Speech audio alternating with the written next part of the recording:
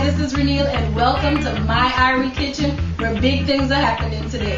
Today what I'm going to be doing for you is an authentic Jamaican meal. And I've been mixing it up. I do all kinds of stuff, cheeseburger pies and whatever else in between it. But today I'm going to show you one of the traditions from my culture. Jamaican food, the best. We're going to make brown stew chicken, rice and peas with some steamed cabbage. Nothing better. Over here I have some chicken that I've had marinating all night.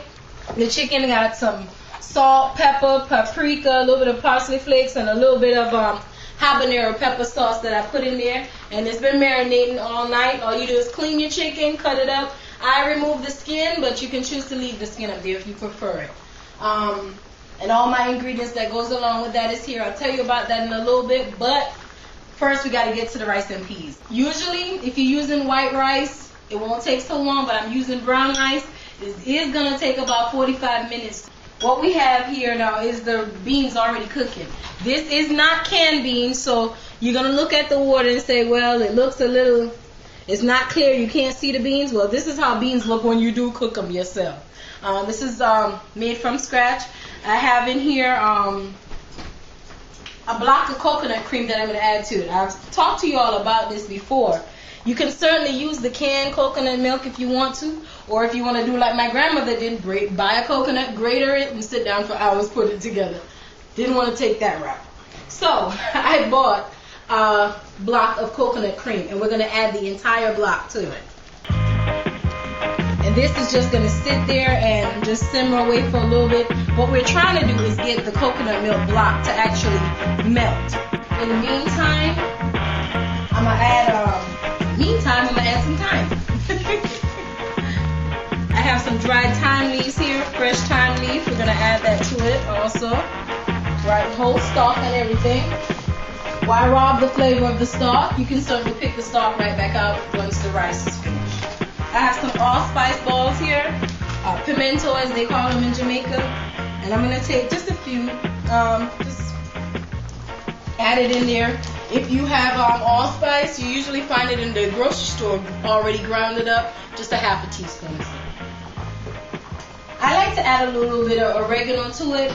It's not traditional that you do, but I like to add just a little bit, so just a dash. And it is smelling so good in here right now. I'm telling you, I'm already feeling like I'm back home. It's a dash of black pepper. And it's about a tablespoon of kosher salt. All you got to do is just cup your hand here, pour the salt in the center of your hand, and that will bring you to about a tablespoon of kosher salt. Now, unless you have really, really big hands, then I suggest you measure it. I don't think if my husband did that, it would be a tablespoon. And over here, I have some ginger that I peeled. Some ginger is going in the chicken. We're going to put the ginger in the rice. I left it whole because if you put it, ginger is not going to be that delicious to just bite into like that. But it does lend a delicious flavor to the rice, so we want to be able to notice it and pick it out. So we're just going to throw that in there also, just like that. And you see how that coconut cream block is melting down, just like that? I have here some brown sugar, and I'm going to put 1 tablespoon worth of brown sugar in there. Half tablespoon of that, by the way. Probably just a little bit. If you look at how thick the consistency is, that's what I love about that coconut cream block. It gives it that nice creamy consistency. This rice and peas is going to be so good. At the end, you don't even need gravy, even though we're going to have some. I'm just going to, this is about 1.5 to 2 pounds of rice. I'm going to add that right to it. Just give that a nice stir. Now, this is not Uncle Ben's brown rice. This is the real deal. So it's going to take a while to cook, like I said. So that's why I went ahead and did this ahead of time. I'm going to go ahead and also add an additional 16 ounces of water.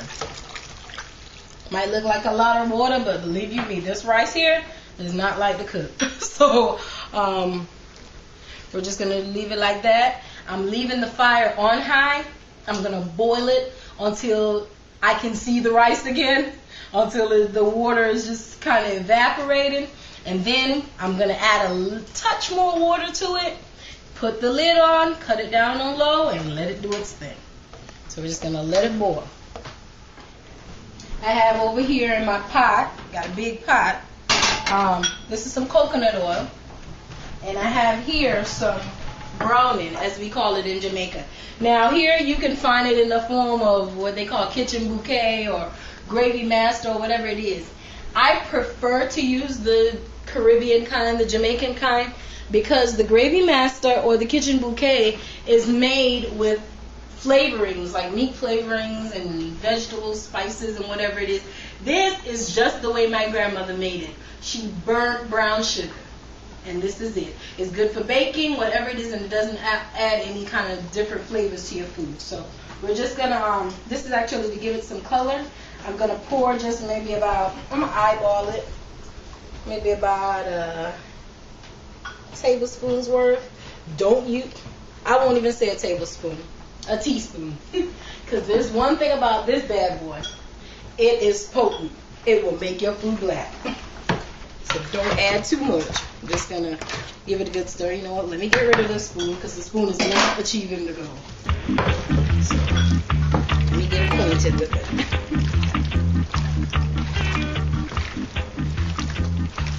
Okay, rub that in real good. I have here about a cup of flour. I'm going to just dust this with it real good. Some people choose to do it different ways. They just fry the chicken individually and then stew it down. I like to just do it all in one shot. It's not a right or wrong way to do that part. It's just your personal preference. Okay, the oil is already hot, so what I'm going to do is I'm just going to drop it down in there like that. I'm just going to deep fry it.